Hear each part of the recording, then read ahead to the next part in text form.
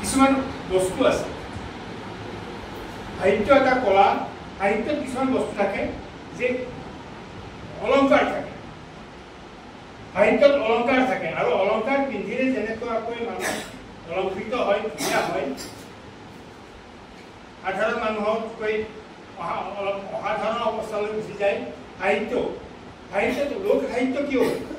লোক সাহিত্য হ'ল সাধাৰণ জীৱনৰ অভিব্যক্তি বহাগ বিহুৰ যিখিনি গীত হয় বিহু গীত যিখিনি হয় সেইখিনি সাধাৰণ জীৱনৰ গাঁৱলীয়া জীৱনত যিয়ে লিখা পঢ়া একো নাজানে সেইখিনি মানুহৰ অভিব্যক্তি আৰু তাত সাহিত্যিক চেতনা বৰ কম অভিব্যক্তি প্ৰৱণতা আছে সৌন্দৰ্য ভাৱনাৰ প্ৰৱণতা আছে কিন্তু সাহিত্য সম্পৰ্কে যিবিলাক তত্ত্ব থাকে অলপ কমি যায় এটা কি নহওক লোক সাহিত্যকো আজি যথেষ্ট স্থান দিয়া হৈছে গোটেই দেশৰে গোটেই গ্লোবৰে লোক সাহিত্য ওলাইছে এতিয়া আৰু কম্পাৰেটিভ আপুনি চাব লোক সাহিত্য লক্ষ্মীনাথ বেজবৰুৱাৰ লোক সাহিত্য মানে বুঢ়িয়াই সাধু পাইছেনে আজি ত্ৰিপুৰত আহিছে গোটেই গ্লোবে এতিয়া বিচাৰি পাব এইবিলাক গতিকে এইবিলাক আমাৰ কাৰণে ক্ৰেডিটটো লোক সাহিত্য তেওঁ ৰচনা কৰিছিলে বুঢ়িয়াই সাধুৱেই নহয় বেলেগ বেলেগ কিতাপো আছে আচ্ছা কি নহওক আৰু সাহিত্য বা কবিতাত কিছুমান বস্তু আছে যেনে উপমা আছে ৰূপক উৎপ্ৰেক্ষা আছে কিছুমান অলংকাৰ আছে যেনেকৈ আমি অলংকাৰ কিন্তু হাতে অলংকাৰ লওঁ আমি নিজকে সমৃদ্ধ বুলি ভাবোঁ বা নিজকে অলংকৃত কৰোঁ সাহিত্যটো কিছুমান লেখকে কি কৰে অলংকৃত কৰে সকলো মানুহৰ কাৰণে সাহিত্য নহয় সাধাৰণ মানুহৰ কাৰণে সাহিত্য নহয় সেইবিলাক সাহিত্য লোক সাহিত্য সকলো মানুহৰ কাৰণে লোক সাহিত্য সাধাৰণ মানুহৰ কাৰণে স্তৰীয় সাহিত্য বুজি নাপায় কালিদাসৰ সাহিত্য বুজি নাপায় ক'লে কিছুমান নাপাব কিছুমানে অৰ্থ বিচাৰি নাপাব অৰ্থবোৰ 3 প্ৰকাৰৰ থাকে সাহিত্যৰ অৰ্থ 3 প্ৰকাৰৰ থাকে মই কৈ আছোঁ কালিদাস সংক্ৰান্তি এটা কথা কৈছিলে উপমা কালিদাসস্য আৰবে অৰ্থ গৌৰৱম দ্বন্দ্বিন পদলালিত্যম তিনিটা শব্দ আছে উপমা আৰু এই আপুনি গাই মানে চাওক উপমা দিছোঁ আপুনি গাই আৰু গাই যিটো প্ৰবৃত্তি সেই গাইটো আপোনাৰ মই কৈছোঁ আপুনি মানে কৈছোঁ আপুনি গাই এটা হ'ল এটা অভিধানিক অৰ্থ অভিধানত যিটো গাই মানে চাৰিঠেঙীয়া যে গাই গাখীৰ দিয়ে এটা সাধাৰণ অৰ্থ কিন্তু যেতিয়া এজন মানুহক ক'ব আপুনি গাই প্ৰবৃত্তিটো আহিব কেৱল গাখীৰ দিয়াই নহয় গোটেই প্ৰবৃত্তিসমূহ মনত আহিল তাৰমানে উপমা কালিদাসস্য দ্বন্দ্বিত পদলালিত্যম দ্বন্দ্বী বুলি এজন কবি আছিলে পদৰ লালিত্য শব্দৰ ব্যৱহাৰ কেনেকুৱা কৰিব লাগিব শব্দই শব্দক বিচাৰিব লাগিব যে সেই কিতাপত যে সেই শব্দ দিলেই অৰ্থবোধ নহ'ব পাৰে নতুন জেনেৰেশ্যনৰ মানুহে যেতিয়া কবিতা লিখিব লিখিব নোৱাৰে অৰ্থটো দিব পাৰে সাধাৰণভাৱে কিন্তু তাৰ ভিতৰত আচল অৰ্থটো কেতিয়াবা নোলাব পাৰে পিছত জেনেৰেশ্যন ৱাইজ যেতিয়া ছেকেণ্ড জেনেৰেশ্যন থাৰ্ড জেনেৰেশ্যন তেনেকৈ পিঢ়ি হিচাপে আগুৱাই যাব মানুহজন কবিজন তেতিয়াহে তেওঁ বুজি পাব যে এইটোৰ অৰ্থ বেলেগ হৈছে এতিয়া আগতে বেলেগ এটা আছিলে পিছত বেলেগ এটা হয় আৰু অৰ্থৰ কাৰণে এটা সামাজিক পৰিস্থিতি এটা দায়ী অৰ্থ এটা তাৰপিছত দ্বন্দ্বিন পদলালিত্যম মাঘে শান্তি মাঘ বুলি এজন কবি আছে মাঘে শান্তি ত্ৰয়গুণ 3টা গুণ মাঘৰ কবিতাত মাঘ মানে এজন কবি আছে সংস্কৃত কবি মাঘৰ কবিতাত 3টা কবিতাৰ গুণ আছে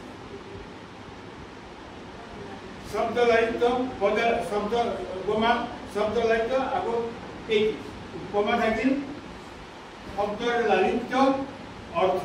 এই 3টা বস্তু যেতিয়া কবিতাত থাকিব তেতিয়াহে সি উৎকৃষ্ট কবিতা হ'ব পাৰিব আৰু এটা জেনেৰেশ্যনত এটা কবিতাৰ অৰ্থ নোলাবও পাৰে ৰাইজে এটা কবিতা লিখিছে সেই কবিতাটো বহুত ওপৰ লেভেলৰ কবিতা মই এইটো আজি কথা কোৱা নাই আপোনালোকে এক্স বুলি কৈছোঁ এটা কবিতা লিখিছে সেই কবিতাটোৰ অৰ্থ আজি নোলাব পাৰে 50 বছৰৰ পাছত সেই কবিতাটোৰ অৰ্থ ওলাব পাৰে উদাহৰণস্বৰূপে মই এটা কৈছোঁ জয়শংকৰ প্ৰসাদে এখন উপন্যাস কবি কাব্য লিখিছিলে কাব্য লিখিছে কাব্যখন 36ত লিখিছে তেওঁ 36ত মৰিলে তেওঁ সাধাৰণ বেপাৰী আছিল অভিচিত ৱাৰ্ল্ডত যিখিনি হিন্দী কিতাপ আছে হিন্দী কোৰ্চ আছে তেওঁ কবিতা লাগেই প্ৰত্যেকখন ইউনিভাৰ্চিটি ন যিকোনো কোৰ্চতে তেওঁ কবিতা লাগিব সাধাৰণ মানুহ আছিল সাধাৰণ সাধাৰণ বেপাৰী আছিলে খৈনি বিক্ৰী কৰিছিল নদীৰ পাৰত মানে বানাৰসৰ সাধাৰণ স্থল আছিল আচ্ছা যি নহওক তেওঁ এখন কবি কামানি বুলি এখন মহাকাব্য লিখিছে 1936 তেওঁ কাকত বহিলে এতিয়ালৈকে অৰ্থ মানুহবিলাকে বিচাৰি পোৱা নাছিলে অৰ্থটো কৰিছিলে যে ভগৱান শিৱৰ ওপৰত কৰিছিল শিৱ ভগৱান গতিকে শিৱৰ লগত জড়িত যিখিনি কথা আছে গোটেই তাৰ পৰা অৰ্থটো তুলি আহিছে কিন্তু তাৰ পাছত মুক্তিবোধ বুলি এজন মানুহ আহিলে চাওক মুক্তিবোধ তেওঁ মৰিলে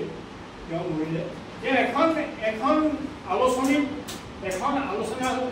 তেওঁ এটা বাক্য কৈছে যে সম্পূৰ্ণ অৰ্থ বেলেগ ট্ৰেডিশ্যনেলি যিবিলাক অৰ্থ আজিও আমাৰ স্কুল কলেজবিলাকত যিখিনি ব্যাখ্যা কৰি আছে সম্পূৰ্ণ বেলেগ 36ত লিখা এখন কিতাপৰ অৰ্থ এতিয়ালৈকে চলি আছে কিন্তু নতুন জেনেৰেশ্যন তাৰ অৰ্থটো বেলেগ গতিকে কবিতাৰ অৰ্থবিলাক সামাজিক পৰিস্থিতিৰ লগত জড়িত হৈ থাকে আৰু অৱশ্যে কামানি কিতাপৰ এটা বাক্য গীতাত লিখিছে इसका अर्थ अगर कोई दूसरा आदमी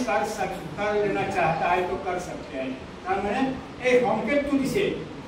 ভূমিকাত সংকেতটো দিছে মই এইটো অৰ্থ কৰিছো কিন্তু আপোনালোকে যদি বেলেগ অৰ্থত এইটো ব্যৱহাৰ কৰিব পাৰে you can go forward the life begin এইটো বস্তু এতিয়া ওলাইছে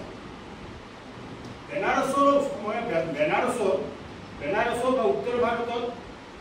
এতিয়া যিটো পৰিস্থিতি বা 36ত যিটো পৰিস্থিতি আছে 1936 তাৰ আগতে স্বতন্ত্ৰতাৰ এই সময়খিনি যিখিনি পৰিস্থিতি আছে সেই পৰিস্থিতি তেওঁ তাতে অংকিত কৰিছে কিন্তু তাৰ লগত বিভক্ত হৈ গৈছে কিন্তু এই ধৰণৰ কথা কবিতাত থাকে কাৰণ অৰ্থ বেলেগ হ'ব পাৰে আজি আপোনাৰ অৰ্থ আপোনাৰ কবিতাত আপুনি যিটো অৰ্থ কৰিছে এখেতে বুজি নাপাব পাৰে এখেতে তাৰ পৰা এটা অৰ্থ উলিয়াইছে তেখেতে তাৰ পৰা অৰ্থ উলিয়াইছে আৰু বেলেগ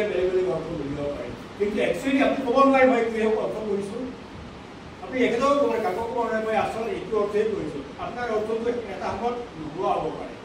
বা তাতেই ডেভেলপ কৰি ল'ব পাৰে গতিকে